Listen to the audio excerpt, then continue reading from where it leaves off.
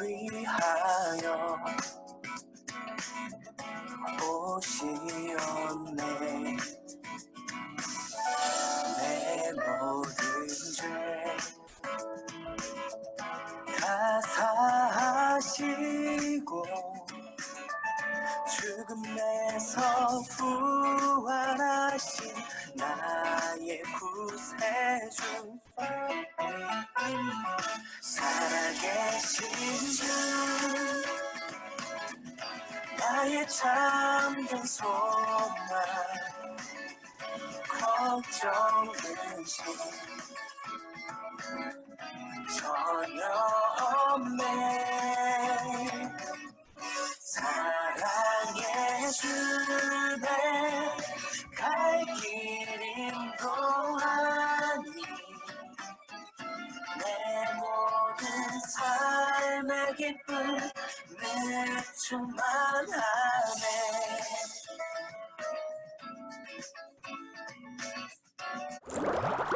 안녕하세요. 최영미 전도사입니다. 오늘은 특별한 주일이죠. 부활절 주일입니다.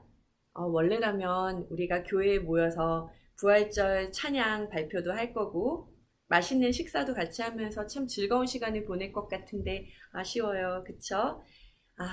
요즘은 우리가 늘 해오던 일상적이고 반복적인 것들이 얼마나 귀한가 하는 생각을 진지하게 해보게 돼요. 우리 크리스천들에게 일상적이고 반복적인 것들은 어떤 게 있을까요? 아마도 십자가, 교회, 예수님 아닐까요? 한 선교사님께서 이런 말씀을 하시더라고요. 여러분, 박제라고 본 적 있어요? 박제된 동물? 이렇게 멋있게 뿔나 있는 사슴머리 같은 거요. 처음에 보게 되면 이게 분명히 죽어 있다라는 걸 알면서도 살아서 움직이는 것 같은 느낌을 받게 돼요. 근데 이게 계속해서 익숙해지면 그냥 하나의 장식품으로 보이게 되는 거죠. 그런데 그 선교사님께서 이렇게 말씀하시는 거예요. 우리가 예수님을 그렇게 박제시켜 놓은 게 아니냐. 기독교인이라면 예수님이 이 땅에 오심, 죽으심, 부활하심에 대해서 너무나 많이 들어왔을 거예요. 그런데 예수님이 우리를 위해서 부활하셨다라는 사실에 더 이상 감동하지 않습니다. 그런데 감동하는 척을 또 해야 돼요. 자, 예를 들어서 우리가 루브르 박물관에서 다빈치의 명화, 모나리자를 직접 보게 됐다라고 생각을 해보는 거죠. 그런데 이 그림을 그동안 TV나 인터넷에서 너무 많이 봐왔기 때문에 그닥 감동, 신비함 없을 거라는 거죠. 하지만 너무 유명한 명작이니까 주변 사람들을 의식해서 이렇게 팔짱을 끼고 심각한 표정으로 작품을 음미합니다. 그런 척하는 거죠. 내가 멋진 작품을 보는 눈을 가진 사람인 것처럼 행동을 하는 거죠. 그런데 우리가 이렇게 예수님을 그저 익숙하고 유명한 장식품처럼 그 동물 박제한 장식품처럼 대하고 있지는 않나 생각해 보자라는 거예요. 우리가 말씀을 듣고 예배를 드리고 아멘 하고 돌아서서는 그 말씀대로 살아가지 않는다? 복음을 전하면서 살아가지 않는다라면 다 같이 이 박제된 예수님을 감상한 것에 불과하지 않냐라는 거예요. 오늘 여러분과 예수님의 부활에 대한 말씀을 나눌 때 성령님이 주시는 감동으로 예수님께서 우리 인생에 박제된 예술품이 아니라 우리와 함께 살아계신 분이심을 느끼고 고백하는 그런 귀한 시간이 되었으면 좋겠습니다. 우리가 부활을 이야기하려면 예수님의 죽으심을 먼저 이야기해야 되겠죠. 십자가가 없이는 부활은 아무 의미가 없기 때문입니다. 우리는 예수님이 무거운 십자가를 지시고 골고다 언덕을 향해 올라가신 걸 알고 있죠.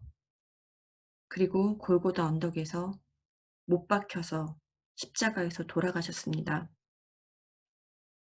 그 십자가에 예수님이 매달리시기까지 받으신 고통, 그 수치에 대해 머리로는 잘 알고 있어요. 아, 많이 아프셨겠다. 수치스러우셨겠다. 당시에 예수님은 30살이 넘은 어른 남자였어요. 저렇게 홀딱 다 발가벗겨져서 수많은 사람들 앞에 섰죠. 조롱당하고, 침뱉음 당하고, 채찍질 당하고, 저렇게까지 당하셔도 우리를 사랑하신다는 걸 보여주신 것이 바로 예수님의 십자가예요. 우리에게 십자가 신앙이 무엇일까요? 우리 죄 때문에 예수님이 그런 수치와 고통을 당하신 걸 정말 가슴 깊이 깨달아서 그분의 사랑에 감격하는 것입니다. 우리가 죄인이라는 것을 깨달아 눈에서 회개의 눈물이 흘러나오고 예수님의 흘리신 보혈로 용서받는 진짜 인격적인 만남을 가지는 것이죠. 우리는 이 십자가 신앙을 통과해서 부활의 신앙까지 가야 할 것입니다. 오늘은 부활의 첫 증인이었던 여인들의 이야기 속으로 들어가 보겠습니다. 안식일 첫날 새벽이었어요. 여자들이 아직 해가 닿듯이 않은 어두컴컴한 새벽 무덤가로 가는 겁니다. 예수님의 시체에 향품을 바르기 위해서 예수님의 무덤을 찾아갔습니다. 향품은 시체가 썩는 냄새를 막아주는 것이었어요. 이 깜깜한 어두운 새벽에 여인들끼리 무덤가를 간다? 도대체 이 여인들은 누구였을까요? 누가복음 24장 10절을 보면 이 여인들의 이름은 막달라 마리아, 요한나, 그리고 야고보의 어머니 마리아였다라고 해요. 이 여인들은 어떤 여인들이었냐? 예수님이 십자가형을 받으시는 데까지 끝까지 따라갔고 예수님이 무덤 속에 안치되는 것까지 다 본 예수님을 사랑했던 여인들이었어요. 예수님이 일주일 전에 예루살렘 성에 들어올 때까지만 해도 호산나 호산나 이렇게 외치면서 환호하던 수많은 사람들, 그리고 예수님과 늘 함께하고 훈련을 받아오던 12 제자들, 십자가 앞에서 다 도망갔었는데 아무도 없었지만 당시 유대 사회에서 사람 취급도 못 받던 이 여인들은 끝까지 예수님을 따랐습니다. 그래서 그들은 부활의 첫 증인으로 성경에 영광스럽게 기록이 된 것입니다. 자, 이틀 전이죠. 예수님의 시체는 금요일 날 돌무덤에 넣어졌어요. 이 돌무덤의 입구에는요, 어른 남자 4명이 밀어도 움직이기가 아주 힘든 커다란 돌을 세워서 막아놨어요. 또 로마 경비병들을 시켜서 그 무덤 앞을 지키게 했죠. 내가 죽은 후에 다시 살아날 것이다 라는 예수님의 말씀을 두려워했던 그 유대의 지도자들이 빌라도 총독한테 부탁을 해서 로마 병정들에게 무덤 앞을 지키게 한 거예요. 와, 이런 상황에서 이 여인들은 깜깜한 새벽 무덤가로 향품을 들고 가는 겁니다. 우리 귀한 예수님 저렇게 보내드리면 안 되지. 아마도 예수님에 대한 사랑이 너무도 커서였을 겁니다. 마가복음에 보면 이 여인들이 막 무덤가로 가면서 누가 우리를 위해서 돌을 굴려줄까 이렇게 걱정하면서 갔다라고 해요. 그런데 무덤에 도착을 했는데 무덤을 가로막은 큰 돌이 이렇게 굴려져서 옮겨져 있는 거예요. 여자들은 깜짝 놀라서 급하게 무덤 안으로 들어갔어요. 그런데 예수님의 시체가 안 보이는 거예요. 도대체 이게 어떻게 된 일이지? 자기들 눈앞에 벌어진 이 사건이 그냥 당황스러운 거예요. 어떻게 누가 우리 예수님 시체를 훔쳐갔나? 뭘 어떻게 해야 될지 모르겠는 거예요. 우리도 이 여인들과 같을 때가 많지 않아요? 어떤 일이 벌어지면 당황하고 걱정부터 해요. 바로 눈앞에 벌어진 그 현실만을 보기 때문이에요. 패닉이 오는 거죠. 패닉이 와서 펑펑 울고 당황해하는 여인들에게 천사들이 나타나서 왜 우냐고 물어봅니다. 이 여인들은 사람들이 내 주님을 옮겨다가 어디 두었는지 모르겠어요. 분명히 예수님을 사랑해서 그 십자가 무덤까지 또 찾아갔는데 이 여인들은 예수님께서 부활하신다라는 믿음이 없었던 거예요. 십자가 죽으심까지만 생각하다 보니까 예수님의 부활이 시작되었는데도 믿지 못하고 그냥 슬픔에 빠져버린 거예요. 여자들은 천사들을 보고 두려워하면서 얼굴을 땅에 대고 엎드렸어요. 그때 천사들이 말해요. 왜 살아있는 사람을 무덤에서 찾고 있느냐? 온 세상은 예수님이 죽었고 진 거라고 생각을 하는데 다시 살아나셨고 죽음까지 이기셨어요. 그런데 그 여인들은 십자가에서 죽으신 예수님께서 정말 다시 살아나셨다라는 걸 상상도 못했다라는 거죠. 그때 천사들이 이렇게 말해줘요. 예수님께서는 여기 계시지 않는다. 다시 살아나셨다. 예수님께서 갈릴리에 계실 때 너희들에게 뭐라고 말씀하셨는지 기억해라. 큰 충격에 빠져 있는 여인들에게 지금 천사가 뭐라고 말해요? 주님의 말씀을 기억해라. 여러분도 마찬가지예요. 패닉이 올 정도로 힘든 사건이 생기거나 슬프고 근심이 되는 일이 닥쳐올 때 하나님의 말씀을 기억하기를 바랍니다. 우리 말씀을 뭐라고 했죠? 성령의 검이라고 하죠. 분명히 말씀은 우리를 이기게 해주십니다.